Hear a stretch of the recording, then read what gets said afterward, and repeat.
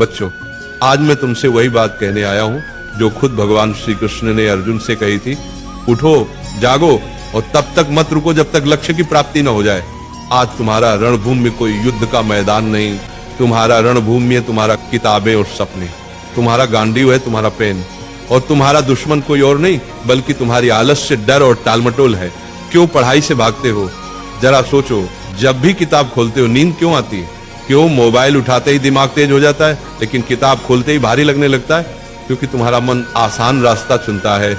मन हमेशा कहेगा चलो बाद में पढ़ लेंगे, अभी आराम कर लो। लेकिन गीता कहती है आत्मा ही मनुष्य का मित्र है और आत्मा ही मनुष्य का शत्रु है। मतलब क्या? अगर तुम मन को कंट्रोल कर लो तो वही तुम्हारा सबसे बड़ा साथी है, लेकिन अगर मन ने तुम्हें कंट्रोल कर लिया तो वही तुम्हें बर्बाद कर देगा। अर्जुन भी डरा हुआ था। उसने कहा, हे माधव, मैं नहीं लड़ सकता, मेरा मन विचलित है। श्री कृष्ण ने कहा, हे पार्थ, उठो, तुम्हारा कर्तव्य युद्ध करना है और युद्ध से भागना अधर्म है। अब सोचो, अर्जुन को कुरुक्षेत्र का युद्ध जीतना था और तुम्हें अपनी पढ़ाई का युद्ध जीतना है। अर्जुन अगर मैदान से भागता तो इतिहास उसे कायर के रूप में याद करता। अगर तुम पढ़ाई से भागते हो तो आने वाली पीढ़ियां तुम्हें हारने वाले के रूप में जानेंगी।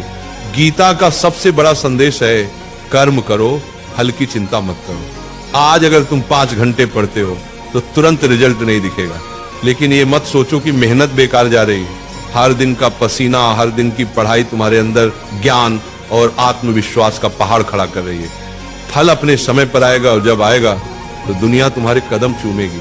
आज तुम्हारा असली दुश्मन पढ़ाई नहीं, तुम्हारा असली दुश्मन है आलस्य, ध्यान भटकना, सोशल मीडिया और कल से पढ़ेंगे वाली सोच।